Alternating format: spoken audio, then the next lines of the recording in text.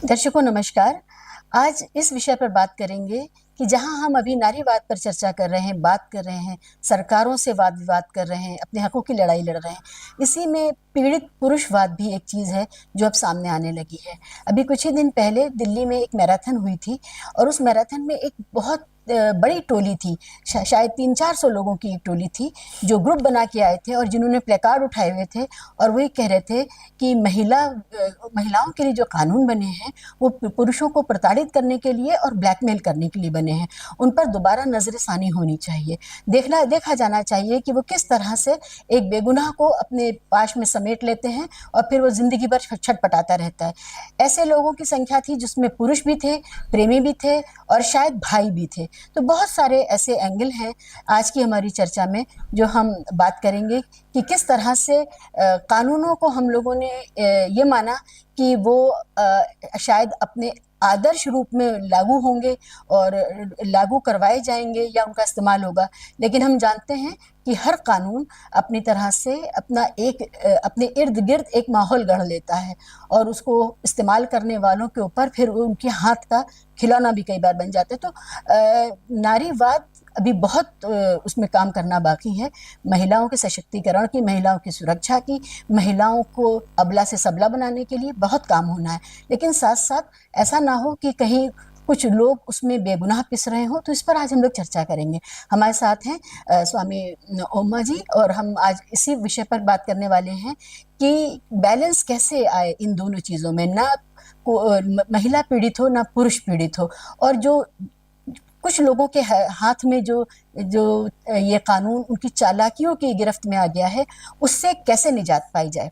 तो मैं तो एक नारीवाद से ही मैंने अपना बौद्धिक करियर शुरू किया और मैं उसी को ही जानती थी एक ज़माने में।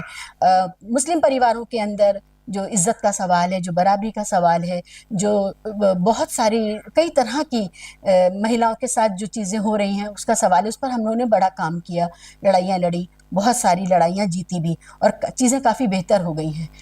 लेकिन इसी दौर में मैं खुद अपने निजी अपने जो सर्कल है उसमें देखती हूँ, बहुत से लोग आते हैं और बहुत परेशान होकर के आते हैं कि ठीक है, जहाँ पीड़ित है महिला वहाँ तो ठीक है, लेकिन जहाँ पुरुष पीड़ित है उसके लिए पुरुष जाए कहाँ? तो जो पुरुष कहाँ जाए और अगर फिर कोई रास्ता नहीं है, अगर सफोकेशन है, तो बहुत बदसूरती समाज में पैदा हो जाएगी। तो हम लोग इस पर चर्चा करते हैं। बहुत-बहुत शुक्रिया आज आपने वक़्त दिया इसके लिए। आप इसको किस तरह देखते हैं कि ये पीड़ित पुरुषवाद जो है, वो उसके आयाम क्या हैं? पहले तो हम इस पर बात करें कि वो उसके कितने रंग हैं, उसके कितने किस्म और प्रकार हैं। तो उसके ऊपर बात करते हैं। ज़रूरी नहीं है कि पति-पत्नी का ही मामला हो, और भी रिश्ते हैं जिनसे हो सकता है, अजनबियों से भी हो सकता है। हमने देखा है रास्ता चलते कोई लड़की है और गलती किसी की नहीं है, लेकिन उसने बहुत बदतमीज़ी की और किसी लड़के के ऊपर मामला डाल दिया और वो बेचारा जेल चला गया और जेल काट के आया, फिर उसने अपना वीडियो बनाया। तो इस तरह की अजनबियों में ये हो रहा है। आप कैसे देखते हैं इसको? पहले तो शिवा जी की ये बहुत अच्छी बात है कि आप उस मुद्दे को बात कर रही हैं और इतनी गहराई से बात कर रही हैं और समझ भी रही हैं, जो लगभग आपके विपरीत रहा है, क्योंकि आपकी लड़ाई फेमिनिज्म की लड़ाई रही है और एक मुस्लिम परिवार में होकर के वहाँ से आपने फेमिनिज्म के लिए, नारी सशक्तिकरण के लिए आपने लड़ाई लड़ी, नारी की स्वतंत्रता की लड़ाई लड़ी और उसमें सबसे बड़ी प्रॉब्लम हमेशा पुरुष ही रहा है। लेकिन मुझे लगता है कि एक अच्छे इंसान का जो, क्योंकि नारीवाद का भी जो मूल मकसद है वो ये नहीं है कि स्त्री स्वतंत्र हो, उसका भी मूल मकसद यही है कि स्त्री एक इंडिविजुअल है, जैसे कि एक मेल इंडिविजुअल। बस ये बात की स्वीकार्यता पूरी दुनिया में हो जानी चाहिए। मुझे जहां तक नारीवाद का मतलब समझ में आया है, वो यही समझ में आया कि उसमें स्त्री ये नहीं चाहती है कि उसे इज्जत दी जाए, वो ये चाहती है कि वो पुरुष जैसे पुरुष एक मनुष्य है वैसे स्त्री भी एक मनुष्य हो जाए, उसके पास भी अपनी भावनाएं व्यक्त करने के उतने अधिकार हो जितने अधिकार पुरुष के पास है। तो इसमें सबसे बड़ा प्रॉब्लम हमेशा से पुरुषों ने ही खड़ा किया है। वो नहीं चाहते हैं कि स्त्रियां स्वतंत्र हों, स्त्रियां मुक्त हों। मुझे लगता है कि उसी का एक खंड जो है, ये थोड़ी सी अजीब बात है लेकिन आपके लिए समझने में आसानी होगी कि शायद ये उसी का एक पार्ट है, क्योंकि अभी भी जो कानून बनाने की प्रक्रियाएं हैं जो भारत में या भारत के बाहर भी दुनिया में लगभग मुझे लग जहां तक मैं जितने देशों को जानता हूँ उनमें शायद ही कोई ऐसा देश होगा जो पूरी तरह से नारी के हाथ में अभी पहुंचा होगा, जिसकी सारी व्यवस्था नारी तय कर रही होगी। भारत के साथ तो दूर दूर तक ऐसा नहीं है, अभी तो ठीक से उसकी जनतंत्र में भी भागीदारी नहीं तय हो पाई है। तो यहाँ कानून बनाने वाले भी पुरुष हैं, कानून चलाने वाले भी पुरुष हैं, उसके साथ जो क्या कहते हैं विजन रखते हैं, जो दृष्टि रखते हैं, वो भी लगभग सारे पुरुष हैं। स्त्रियों का निसंदेह स्त्रियों की आवाज उठ रही है, स्त्रियों की आवाज को सुना जाता है, लेकिन अभी स्त्रियों को भी तय करना बहुत जरूरी है कि कब उनको वास्तव में सोल्यूशन दिया जा रहा है और कब उनको सिर्फ पैम्पर करके छोड़ दिया जा रहा है। क्योंकि मैं 50-60 सालों को, जहां तक मैं 50-60 सालों से पीछे, स्त्री की जब आवाज 70 के दशक में उठना शुरू करती है भारत में, 70s में तेजी से उठती है, तो 70 के बाद से अभी तक अगर मैं इतिहास के पन्ने पलटता हूं तो मुझे ऐसा लगता है कि स्त्री को वास्तव में उसका हक दिलाने के लिए किसी भी तरह का लोकतांत्रिक या सरकारी स्तर पर कोई भी जेन्युइन काम आज तक नहीं किया गया है। ज्यादातर केवल और केवल या तो वोट की राजनीति की गई है और या तो कुछ लॉलीपॉप्स पकड़ा दिए गए हैं जिससे कि स्त्री थोड़े समय के लिए चुप हो जाए और फिर उनका कारवां अपनी तरह से बढ़ता रहे। क्योंकि अभी आपने थोड़ी दिन पहले देखा कि जब सिर्फ सदन के अंदर भागीदारी की मांग हुई तो क्या तमाशा हुआ, और उसमें न केवल वो लोग जो कंजर्वेटिव कहे जाते हैं, हास्यास्पद तरीके से वो लोग भी जो प्रोग्रेसिव कहे जाते हैं, उनके भी कलेजे में दर्द उठ रहा था कि स्त्री को कैसे सीधे 50% की भागीदारी में ला दिया जाए। और अभी लाया भी गया है तो एक दशक का इंतजार करा दिया गया है, और एक दशक में तो कौन जीता है तेरी जुल्फ के सर होने तक, पता नहीं क्या क्या बदल जाएगा। तो ये मुझे जो आपका जो सवाल था, मैंने इतना बड़ा जो बात रखी वो सिर्फ इसलिए रखी कि ये बहुत तय करना जरूरी है कि ये जो पुरुष पीड़ित हो रहा है इसमें स्वयं स्त्री की कितनी अभी भूमिका है। तो मैं जहां तक महसूस करता हूं कि अभी तक इसमें डायरेक्टली स्त्री की बहुत बड़ी भूमिका नहीं है। अभी स्त्री पुरुष के खिलाफ नहीं खड़ी है, उसको खड़ा किया जा रहा है, और उसमें भी शायद बहुत सारे पुरुषों के अपने मंतव्य होते हैं। जैसे आपने बहुत अच्छी बात कह दी कि सड़क के ऊपर गलती से एक लड़का एक महिला से टकरा जाता है और उसी को घेर लिया जाता है, तो आपको देख के मजा आइएगा उसको घेरने वाले में स्त्रियां नहीं होती, उसको घेरने वाले में पुरुष होते हैं। तो पहले हम लोग कभी बचपन में सुनते थे कि एक औरत औरत के दुश्मन होती है, लेकिन ये जग जाहिर ये है कि पुरुष तो पुरुष का जन्मजात दुश्मन है ही, वो कभी साथ में नहीं रहा है। तो मेरा पॉइंट ऑफ व्यू इसमें पहला ये उठता है कि स्त्री की स्वतंत्रता की, स्त्री की सबलता की लड़ाई है, और निसंदेह इस लड़ाई के अंदर बहुत सी ऐसी बातें होंगी जो पुरुष के विपरीत जाएंगी, लेकिन कहीं ना कहीं एक ऐसा पॉइंट समाज को तय करना पड़ेगा जहां पर ये जो विपरीत हो रहा है ये विपरीत कंस्ट्रक्टिव हो जाए, ये इतना डिस्ट्रक्टिव ना हो जाए, इस तरह से ये खौफजदा करने वाला माहौल ना हो कि इसी धरती के ऊपर हम लोग दो एलियंस की तरह बट जाएं। ऐसा मुझे लगता है। आपने जिक्र किया सियासत का और पार्लियामेंट का। पार्लियामेंट में स्त्रियां जितनी हैं उसमें साध्वी प्रज्ञा भी हैं, उसमें बाकी और साध्वियां भी हैं, उमा भारती भी हैं, बाकी लोग भी हैं, स्मृति ईरानी जी भी हैं, और हमारी फाइनेंस मिनिस्टर हैं सीतारमन जी। मेरा सवाल ये है कि स्त्री होने से स्त्रीवादी होना और स्त्रियों के पक्ष में जो स्त्रियों को पीछे रखने वाली चीजें हैं उनको दूर करना, स्त्रियों के पक्ष में माहौल बनाना, क्या इसका कोई सीधा संबंध आप देख पा रहे हैं? बिल्कुल, मुझे ऐसा लगता है कि पहली बात तो दो एकदम विपरीत बात है। स्त्रीवादी होना यानी नारीवादी होना और नारी होना ये बिल्कुल एक दूसरे का पर्यायवाची नहीं है। क्योंकि मेरे देखे दुनिया में जितनी भी नारियां हैं उनमें शायद 2% ही नारियां होंगी जो ये बात समझती हैं कि नारी की नीड क्या है। 98% बेसिकली उसी पुरुष की जो पितृसत्तात्मक जो उसकी जो शैली है उसके ही वकालत वो करती नजर आती हैं। तो वो जो स्त्रियों की बड़ी संख्या है, अगर भागीदारी की भी हम बात करते हैं, मैं आपको एक बात बताता हूँ, मतलब मेरा पर्सनल इंटरेस्ट हो सकता है आप उसके विरोध में हो और इंटरेस्टिंग भी होगा अगर आप ऐसा है तो, और स्वीकार करती तो और इंटरेस्टिंग है। बहुत बचपन में जब इतिहास की किताबें हम लोगों ने खोली होंगी तो सबसे शुरुआती किताब जो मुझे याद आती है, एक हमारे यहाँ किताब होती थी, उसका नाम होता था यूपी बोर्ड में हमारे पूर्वज। तो उस किताब के अंदर कई हमारे बड़े महापुरुषों का जिक्र होता था, उनमें से एक महापुरुष राजा राम मोहन रॉय। राजा राम मोहन राय की उस किताब, मुझे अब तक वो किताब याद है, ब्लैक एंड व्हाइट की किताब, उसके पन्ने के ऊपर जो चित्र होता था, उसमें पहला जो चित्र होता था राजा राम मोहन का चेहरा होता था, दूसरा उनकी भाभी को जो जलाए जाने का सीक्वेंस होता था उसका होता था। जब मैंने पहली बार भी उसको पढ़ा था तो मुझे अफसोस हुआ, मुझे कोई खुशी नहीं हुई उसको पढ़ करके। रीजन उसका सिर्फ ये था कि मुझे ये लगा कि ये रिवोल्ट जो राजा राम मोहन रॉय ने किया, ये रिवोल्ट अगर उसकी भाभी करती तो 150 सालों में भारत बदल जाता।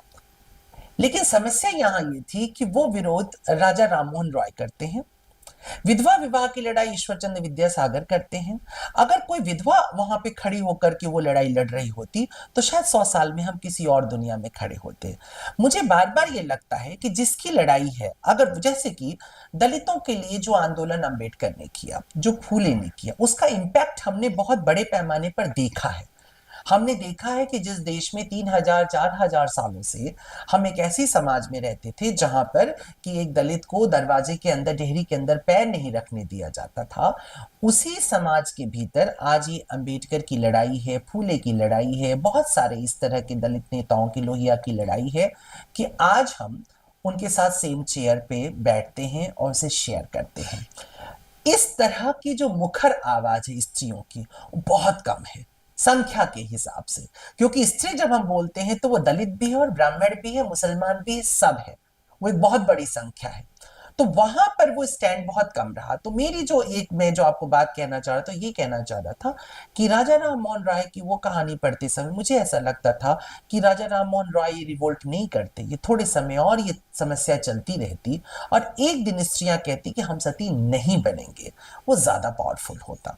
तो ठीक यही स्थिति आज भी मुझे लगती है कि सत्ता में अगर किसी की पत्नी होकर के, किसी की मां होकर के, किसी की बहन होकर के आप अगर सत्ता तक पहुंच रही हैं तो उसका कोई फायदा नहीं है, क्योंकि अंत में आपका पति, आपका पुत्र, आपका भाई आपसे बेनिफिट लेने वाला है और वो अल्टीमेटली वही काम करेगा जो पुरुषों के हित में होगा। लेकिन जिस दिन आप शिबा फहमी होकर के जाती हैं या कोई स्मृति ईरानी, सिर्फ स्मृति ईरानी होकर के जाती हैं, तो मुझे लगता है कि तब स्त्री की आवाज सही मायनों में स्त्री की आवाज बन करके आएगी। इसमें एक आर्गुमेंट ये है कि समाज सुधार के जितने भी कार्यक्रम हैं उसको करने वाले हमेशा सामाजिक तौर पे प्रतिष्ठित और पैसे से मजबूत होते हैं, क्योंकि कमजोर आदमी वो सबसे ज्यादा कमजोर इस बात पर होता है कि उसके अंदर जो होपलेसनेस होती है, जो असहायता की भावना होती है कि अगले समय का भी उसके परिवार के पास भोजन नहीं है या छत कोई छीन लेगा या उसके पास है ही क्या है, ऐसा आदमी समाज से मुचैटा नहीं ले सकता। समाज को, समाज की परंपराओं को सवाल खड़ा करने के लिए जिस तरह की पीछे से आपको मजबूती चाहिए वो आपको, आपका जो पॉलिटिकल सोशल कैपिटल है वो देता है। राजा राम मोहन राय या महात्मा गांधी या अंबेडकर ये सारे के सारे कोई गरीब नहीं थे, ठीक है। महिलाओं के पास अपनी संपत्ति कहाँ है, तो महिलाएं अपना एजेंडा तब तक नहीं लागू कर पाएंगी, और ये हर जगह है। अब देखिए न्यूज रूम में, अब इतनी बात करते हैं, न्यूज रूम में महिलाएं सिर्फ गुड़िया है, ठीक है। तो क्यों? क्योंकि वो मालिक नहीं है, वो अभी उनको एक चिट्ठी दी जाएगी, स्लिप दे दी जाएगी, वो बाहर हो जाएंगी। तो समाज सुधार का बीड़ा वही उठा सकता है जिसके पास बुनियादी मजबूती हो, और वो दोनों तरह की, सामाजिक प्रतिष्ठा की भी और पैसे की मजबूती, धन की मजबूती। तो इसलिए इस लिहाज से मैं ये मानती हूँ कि महिलाओं के और बाकी लोगों के जो कार्यक्रम, जो गरीबों के और कमजोरों के कार्यक्रम हैं, वो ये सब जगह, मतलब सिर्फ भारत में ही नहीं, आप ये देखिए कि जो अब्राहम लिंकन का काम है, ठीक है, कहीं भी आप नजर डालेंगे तो आपको अंदाजा होगा कि कमजोर आदमी समाज से लड़ नहीं सकता। उसकी कोई पर्सनल लड़ाई वो लड़ सकता है, कोई पर्सनल लड़ाई वो लड़ सकता है कि मेरे बेटे के साथ ये हो गया, बेटी के साथ ये हो गया, अब हम मर जाएंगे और बदला लेंगे, वो बदला है। लेकिन अगर समाज सुधार का कोई कार्यक्रम है, जो कंस्ट्रक्टिव प्रोग्राम है, उसके लिए कोई जवाहरलाल नेहरू, कोई सरदार पटेल, कोई आपके राजा राम मोहन राय, ये सब धनाढ़ लोग हैं। फ्यूडल, राजा राम मोहन राय तो बहुत धनी परिवार से आते हैं, फ्यूडल व्यवस्था से आते हैं। तो ये जो बुनियादी शर्त है समाज से लोहा लेने के लिए, मजबूत होने की, ये महिलाओं ने अर्जित नहीं की है। और आज तक मैं देखती हूँ कि वो महिला, आप देखिए एक आईएएस ऑफिसर है, उसने अपनी नौकरी छोड़ी और उसने कहा हम समाज का काम करेंगे, आ जाती हैं, उनके पास विजन होगा, उनके पास सब कुछ है, लेकिन एक धोती और एक हवाई चप्पल में उनको जिंदगी गुजारनी है, उनके पास वो पैराफिरनेरिया नहीं है। तो इसका इंतजार करना पड़ेगा कि जब अर्जित कर लें इतना। और अभी भी जो वेल्थ जनरेशन है वो महिलाओं के हाथ में उतना नहीं है, अभी वो नौकरी में आई है। तो नौकर का मालिक कोई होता है और मालिक के आगे आपकी चलती नहीं है। तो ये एक सोशो पॉलिटिकल इकोनॉमिकल जो पृष्ठभूमि है उसको यहाँ पर मैं समझती हूँ कि रेखांकित करना बहुत जरूरी था। अब मैं जो पीड़ित पुरुष का जो मामला है उस पर आती है। देखिए, हम सब समझते हैं कि हर महिला खराब नहीं है, हर पुरुष खराब नहीं है, हम बिल्कुल ये बात समझते हैं। लेकिन अच्छे लोग जो हैं उनको छोड़ दिया जाए, उनसे कैसे बचा जाए जो अच्छे लोग नहीं हैं, जो लालच में, जो किसी दबाव में या किसी और तरह की जिसको हम कहते हैं कि वो पॉलिटिकल भी हो सकता है, और हमने देखा पॉलिटिकल होता है।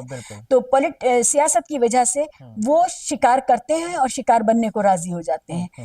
इससे कैसे बचा जाएगा, वो एक पुरुषों के लिए भी, हम आप और दो लोग हम बैठे बात कर रहे हैं, आपको कोई कैसे बचाएगा कि अगर कोई बाहर निकल के आरोप लगाएगा, कैसे बचाएगा? ये जो सवाल है, महिलाओं में या समाज में ओवरऑल नैतिकता होनी चाहिए और ये नहीं होना चाहिए, लेकिन हो रहा है। तो ये मसले बहुत हैं। और इसमें सबसे बड़ा नुकसान महिलाओं का ये हुआ है कि छोटे दफ्तरों में जहाँ स्टाफ कम है वहां अब लड़कियों को नौकरी नहीं मिल रही है। बहुत सारी ऐसी जगहों पे जहां लड़कियां काम कर रही थी, मालिक चाहते हैं अब ये किसी भी तरह जॉब छोड़े और अब हम किसी लड़के को रखेंगे, हम लड़की को नहीं रखेंगे। तो नुकसान तो उसका हो रहा है जिसने कुछ नहीं किया। जो फेक केसेस हो रहे हैं, रेप के, मोलेस्टेशन के, और रेट्रोस्पेक्टिवली कि हम 6 साल साथ रहे और फिर फाइनली रेप का केस बन गया, इससे कैसे डील किया जाए? देखिए, ये बहुत इंपॉर्टेंट बात आपने कही, जो बहुत अच्छा है कि आपके मुंह से ये सुना जाए। इट्स ब्यूटीफुल, क्योंकि एक महिला ये बात कह रही है तो वो ज़्यादा जेन्युइन लगता है सुनने में। पुरुष को बोलते हुए ऐसा लगता है कि जैसे वो अपने पक्ष में वकालत कर रहा है। तो आपने बहुत सही बात कह दी है। ये समस्या बहुत बड़े पैमाने पर भारत में बढ़ती चली जा रही है। और एक मेरे जानने में ही एक बरखा त्रेहान है जो कि पुरुष आयोग की मांग कर रही है, जिस मैराथन की बात कर रही हूँ, उन्हीं से जुड़े हुए संदर्भों में सब कुछ रहा है। और पिछले वो 10-12 सालों से पुरुष आयोग की लड़ाई लड़ रही हैं। और उन्होंने मुझे एक बार डेटा दिया था कि भारत में सिर्फ पिछले 2020 से 21 में 3 लाख पुरुषों ने डोमेस्टिक और इस तरह के जो झूठे आरोप लगाए गए, 3 लाख के आसपास पुरुषों ने सुसाइड किया जी। तो ये एक बहुत बड़ा इशू बना कि और वो कई बार इसको लेके तड़पती हैं, सरकार से कहती रहती हैं, हर चैनल पे जाके इस बात को कहती हैं कि पुरुषों के लिए एक आयोग होना चाहिए। और उनकी डिमांड मुझे बड़ी जेन्युइन लगती, जो मैं यहाँ दोहराना चाहूंगा, क्योंकि चूंकि ये मौलिक रूप से उनका है, इसलिए मैं उनका नाम लेके दोहराना चाहता हूँ कि उनकी डिमांड बहुत अच्छी है। वो कहती है, मैं ये नहीं कहती हूँ कि तुम कानून वापस ले लो ईव टीजिंग के या रेप्स के या इनके जो भी कुछ। उनका ये कहना है कि कम से कम इन चीजों पे जो इन्वेस्टिगेशन होता है उस इन्वेस्टिगेशन पॉइंट में स्पेस दिया जाए। दूसरा, एक कहीं ना कहीं एक कम्युनिकेशन की जगह बनाई जाए जहां पर ला करके समझा जाए कि सामने वाले व्यक्ति पे जो आरोप लगा है वो जेन्युइन है या नहीं जेन्युइन है। और उसमें भले ही आप महिलाओं को ही नियुक्त कर दीजिए कि महिलाएं तय करें, लेकिन कम से कम एक जगह ऐसी हो कि सामने जिसको अभी अभी व्यक्ति ने आरोप लगाया वो अपनी बात तो रख सके। अगर आप वो भी स्थान नहीं दे रहे हैं तो ऐसे में तमाम लोग कल अपराधी बनेंगे। क्योंकि जो लोग आज मान लीजिए बिना वजह ईव टीजिंग के मामले में कल आकाश को पकड़ करके ले जाए जाए, 2 साल जेल में रख दिया जाए, तो ये जरूरी नहीं कि उससे निकल कर ये सुधर ही जाए। क्योंकि दंड का हमने पूरे संसार में दंड की प्रक्रिया का जो रिजल्ट देखा है वो रिजल्ट हुआ है ज्यादा से ज्यादा अपराध में वृद्धि।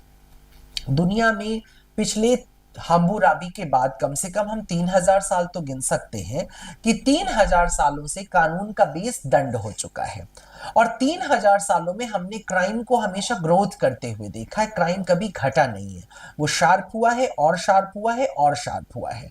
तो ये बहुत बड़ी बात है कि अगर हम मुखर नहीं होने देंगे, कम्युनिकेशन नहीं होने देंगे और अपनी बात नहीं रखने का मौका देंगे, तो निस्संदेह ये जो प्रक्रिया है वो बहुत खतरनाक हो जाएगी। और आने वाले टाइम में शायद स्त्री और पुरुष दोनों के बीच की जो खाई है बहुत बड़ी, जिसमें से एक पर आपने उंगली रख दी और मैं नाम नहीं ले सकता हूँ, एक बहुत बड़े औद्योगिक घराने हटाने में पिछले दिनों एक महिला ने मुझे फ़ोन किया और यंग सी महिला ने कहा, फ़ोन करके उसने कहा कि मैं अपने यहाँ की सारी महिला स्टाफ हटा रही हूँ स्वामी जी, मुझे कुछ अच्छे लड़के दे दीजिए। मैंने क्या? बोले ये औरतें मेरे ऊपर तक आरोप मढ़ दे रही हैं, तो ये मेरे घर वालों को, मेरे पिता को, पति को ये क्या छोड़ेंगी? सो मुझे नहीं रखना है कि भाई एक कल ये महिला निकल करके शाम के वक्त जाए और कह दे कि मेरे पिता ने इसको रात को शाम को रोक लिया था 2 घंटे के लिए, उतना ही बहुत है। तो हमको चाहिए ही नहीं। और एक बहुत प्रोग्रेसिव संस्था की मैं बात कर रहा हूँ। तो ये जो आपने कहा ना कि उसमें नाहक वो लोग मारे जा रहे हैं जो बेचारे कमाने निकले। मैं आपको एक केस बताऊं, बीएसएफ में लड़का नौकरी करता है और कमीशन से ही है, और उसके ऊपर किसी ने आरोप लगाया कि, और वो पॉस्को का मामला बन गया, 17 साल की लड़की है, उसका आरोप है, रेप का आरोप है। जब उसको गिरफ्तार हुआ, जब पुलिस ने सामना कराया कि भाई पहचानो, तो वो लड़की पहचान नहीं पाई जिसके ऊपर उसने आरोप लगाया है। उसके बाद जो ये आपके टावर की, मोबाइल टावर लोकेशन से जो पता चलता, उससे पता चला कि वो लड़की भी वहां मौजूद नहीं है, जहां का वो बता रही है वो लड़का भी मौजूद नहीं है। लेकिन उसकी नौकरी गई क्योंकि उसको गिरफ्तारी पहले हुई। और हाँ, रूल्स है, गिरफ्तारी। पूरा थाना कन्विंस था कि ये फेक मामला है और इसमें वकील जो है वो गड़बड़ कर रहा है। इसमें बहुत सारे ऐसे मामलों में वकीलों की गड़बड़ है, माँ और वकील। और उन्होंने अब, क्योंकि ना लड़की का आप नाम, ना शक्ल, ना कुछ, तो वो तो उनके पास वो तो है, सुरक्षा है। लड़के की नौकरी गई और वो ये कहता हुआ गया कि अगर मेरी नौकरी जाती है तो जब भी वापस आऊंगा कत्ल करूंगा। ये बहुत भयानक है। इसमें लड़कियों का और सब पूरा समाज इससे बहुत बदसूरत हो जाने वाला है। और ये चीजें कैसे रुकेंगी, क्या होगा, इसके लिए बात नहीं हो पा रही है। लेकिन इसी के साथ साथ वो महिलाएं हैं जिनके, बैलूनों वाला केस आपको याद होगा, लड़की को कार में, वो वहां से निकली है, होटल से निकली है, उसको कार में, और उसके शव के नाम पे कंकाल मिला, आजमगढ़ में, है ना, हर जगह देखा गया। हाँ, तो पता नहीं कितने केसेस निर्भया से लेकर, तो और उससे ये सोसाइटी बैलेंस कैसे अचीव करेगी? हम कहाँ पहुंच रहे हैं? एक तरफ सच में स्त्रियां बहुत परेशान की जा रही हैं, उनके साथ अपराध, उनके साथ हिंसा। एनसीआरबी का डेटा ये कहता है, जो परसों रिलीज हुआ है, उसका ये कहना है कि हर मिनट, 1 मिनट में 51 एफआईआर महिलाओं के हिंसा की हैं, महिलाओं पर क्राइम अगेंस्ट वुमेन की हैं, सिर्फ महिलाओं की 51 एवरी सिंगल मिनट। आप ये सोचिए कि हम और ये रिपोर्टेड है। हम जानते हैं कि हर रोज महिलाओं के साथ जो हो रहा है, जो यौन शोषण है, जो यौन अपराध हैं, वो हर मामले रिपोर्ट नहीं होते हैं। नहीं, बिल्कुल नहीं। हम दोनों तरफ से कहाँ फंस गए जाके एक समाज के तौर पे। मेरा सवाल, मैं यहाँ पर पहुंचती हूँ कि हमने राष्ट्र निर्माण को चरित्र निर्माण से नहीं जोड़ा, हमने राष्ट्र निर्माण को नैतिकता के सवाल से नहीं जोड़ा है। हमारे यहाँ सरकारों का तो मतलब पॉलिटिकल पार्टीज का तो आप छोड़ दीजिए, वो तो समाज सुधार करने आई नहीं, हम जानते हैं। लेकिन सरकारों ने और शिक्षा संस्थानों ने भी जो एथिकल सवाल है, जो ऑनेस्टी का सवाल है, ट्रुथ का सवाल है, उनको छोड़ दिया। वो नहीं सिखा रहे हैं, सही और गलत का भेद नहीं सिखा रहे। स्कूल कॉलेज जाने के बाद भी लोगों में ये नहीं पैदा हो रहा है, तो वो कहाँ जाएंगे? अब फिर धर्म की तरफ आप देखने लगेंगे, तो मुझे उससे भी बड़ा परेशानी है कि सिर्फ धर्म की सवारी पर ही नैतिकता नहीं आ सकती। नैतिकता एक यूनिवर्सल वैल्यू सिस्टम हो सकता है, जिसमें जरूरी नहीं है वो किसी धर्म से आए। धर्म से भी आए तो अच्छी बात है, जहां से भी अच्छी चीज मिले अच्छी बात है। लेकिन नैतिकता अगर हमें चाहिए और इसकी इतनी जरूरत है, इतनी दरकार है, और इस पर कोई सवाल नहीं उठा रहा है, तो फिर ये समाज बहुत कुछ अर्जित कर लेगा, चांद सूरज पर पहुंच जाएगा और पाताल के सारे खजाने खोज लाएगा। लेकिन आत्महत्याएं नहीं बंद होंगी, आरोप प्रत्यारोप नहीं बंद होंगे, नफरतें नहीं खत्म होंगी, और ये जो घुटन है वो नहीं खत्म होगी, तो बात लंबी हो जाएगी। ये एक दिन में निपटाने वाला टॉपिक नहीं है। स्त्री पुरुष दोनों के शोषण को कैसे रोका जाए, ये मुझे लगता है कि नैतिकता के सवाल को केंद्र में लाना चाहिए। हम अपनी बुनियाद से कट गए हैं। हर एक को सबसे अच्छा फोन चाहिए, सबसे अच्छी गाड़ी चाहिए, सबसे अच्छा मकान चाहिए, सबसे अच्छा किरदार नहीं चाहिए। इसका क्या करें? देखिए, वही बात है जो आपने अपनी बात में कहा है, और हम लोग बरसों से कैरेक्टर कल्टीवेशन के लिए एक चरित्र निर्माण दिवस ही मनाते हैं। और आपका एक शुरुआती मुहिम हमारी रही कि चरित्र निर्माण के बगैर आप संसार में कोई परिवर्तन नहीं कर सकते। तो वो जो आप कह रही हैं ना कि वास्तविकता यही है कि सेंटर में बात चरित्र की होनी थी, लेकिन सेंटर में बात पावर की होने लगी। तो जब हमने सबको सत्ता लोलूप कर दिया, सबको शक्ति संपन्न होने के बारे में बच्चों को सिखा दिया, तो उसके बाद आप चरित्र के बारे में भूल जाइए। अच्छा, जब हम चरित्र की बात करते हैं तो मेरे और आपके बीच में भले ही मैं धर्म से जुड़ा एक नाम बना हो, लेकिन मेरे और आपके बीच में बिल्कुल समान बात है कि मैं हमेशा कहता हूं कि नैतिकता या चरित्र ये आपको धर्म से नहीं सीखना चाहिए, क्योंकि उसमें समस्या आ जाएगी। फिर मेरे धर्म की नैतिकता आपके धर्म की नैतिकता से बदलने लगेगी और फिर हम एक कॉर्नर पे जाके टकरा जाएंगे। लेकिन कुछ बुनियादी बातें हैं जो हिंदू धर्म में या इस्लाम में या क्रिश्चियनिटी में या सिखिज्म में सब में बराबर मिलती हैं, और उनमें से दो महत्वपूर्ण बातों पे मैं जरूर कहूंगा, वो कुरान में भी आपको मिल जा रही है, वो पुराण में भी आपको मिल जा रही है, बाइबल में मिल जा रही है। और वो दो बातें हैं कि अपने आसपास के जो लोग हैं उनके साथ वैसा ही व्यवहार करने की कोशिश करो जैसा तुम अपने लिए चाहते हो।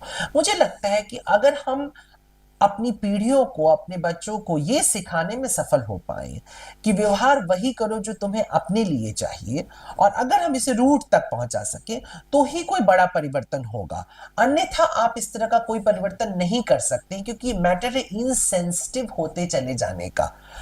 हास्यास्पद बात यह है, विडंबना यह है कि हमारी सारी की सारी जो ये टेक्नोलॉजी बढ़ रही है, हमारे हाथ के जो गैजेट्स आ रहे हैं हमारे पास, वो सारे के सारे हमें ज्यादा से ज्यादा रिएक्शनरी बना रहे हैं। अंडरस्टैंडिंग हमारी कम होती चली जा रही है।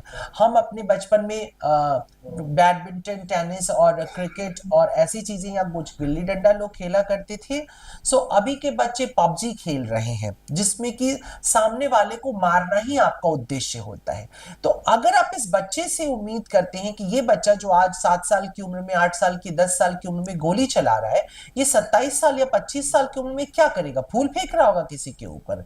लेकिन इस पर कोई क्वेश्चनिंग नहीं है। तो गवर्नमेंट क्या कर रही है?